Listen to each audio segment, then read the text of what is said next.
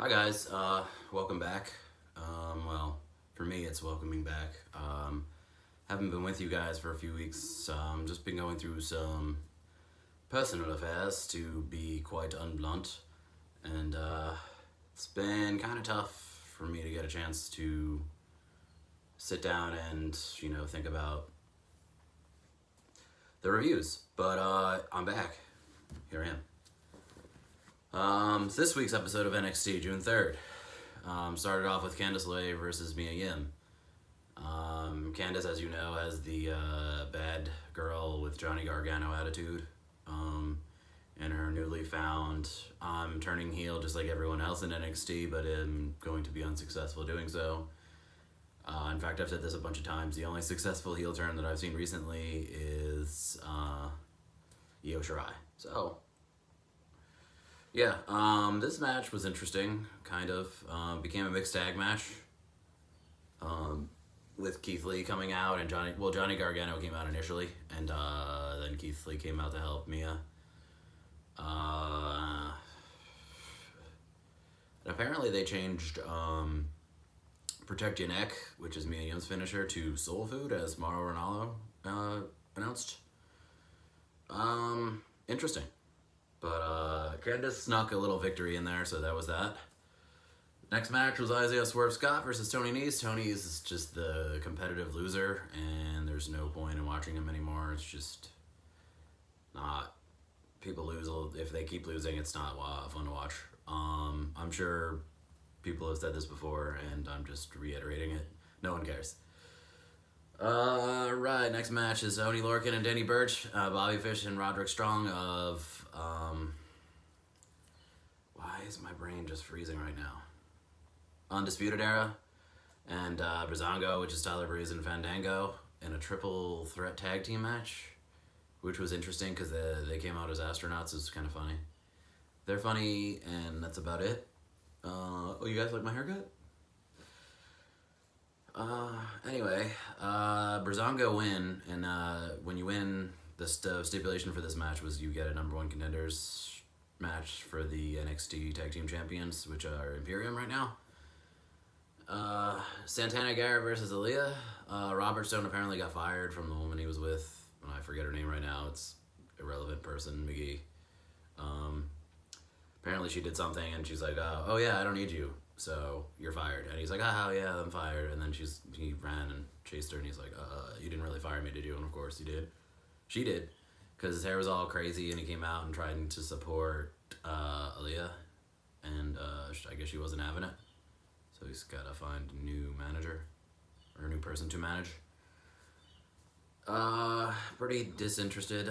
Bronson Reed versus Cameron Grimes, which is the next match. Cameron Grimes finishes off Bronson Reed pretty fast for a man his size, to do the cave-in. I guess it works. It looks like Bronson was settling up, or like easing into his sentons, because he used to just pulverize people with those things. And didn't really do that in this match. So hopefully, he lays back on it. Maybe he hurt somebody backstage by accident or did something wrong. Who knows? Cameron Cross, after the match, after Cameron Grimes wins, attacks Bronson Reed for whatever reason. I guess his feud with Daddy is not good enough. But final match of the evening, which is the match I cared the most about. For the past couple weeks, Drake Maverick has been pulling out victories out of nowhere and has gotten me captivated and care about the Cruiserweight Championship match, which is something I haven't said in a long time. So, yeah, go Drake. It's obviously very excited. He lost because those Luchador guys came out and helped El Hijo del Fantasma again, and it was El Hijo del Fantasma versus Drake. Came out and helped them again, and Drake basically attacked both of them, and then came back in the ring, and Fantasma used his finisher.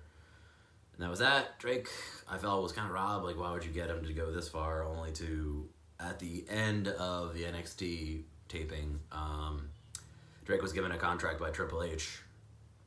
So he kind of won, but lost, in a way. I guess that's okay. I mean, it's like you build someone up and then you throw them down, kind of like Shotzi Blackheart in that gauntlet match a couple weeks ago. Like, she got all the way to the end and then lost. But I get it. It's kind of like, no, you still got one little thing to go. I'm just looking over my notes from last week's. Other than Mia Yim and Keith Lee making fun of Gargano and Candice LeRae, the tape, which is really funny. The weird tape that Gargano and Candice LeRae do, which like it looks like their soul's coming out. It's very funny. Yeah, that's about it. NXT in your house is this Sunday at 7. Hopefully I get to broadcast with Chris Brando, the other Chris, part of our crew, the NXT specialist number 2, 1, doesn't matter. Numbers are just numbers, letters are just letters. We're all in this together. There's more important things to worry about anyway. Hopefully he and I can do something on Instagram or YouTube based on the matches and predictions. I might use my camera that I bought for recording instead of my phone, which is what I'm using now, to record reactions from Sunday. So I'll get back to you on that, guys. Thanks for bearing with me, the people that do watch. For those that don't, please check us out on Instagram. That's TWC, at the real TWC. Let us know your thoughts. We're all wrestling guys. We're all in this together. Wrestling's getting us by through good times and bad, even though times are really bad now. I didn't know where I was going with that, so we're all wrestling fans. We're all people, just like everyone else. So, yeah, see you before Sunday's pay-per-view, and I'm rambling.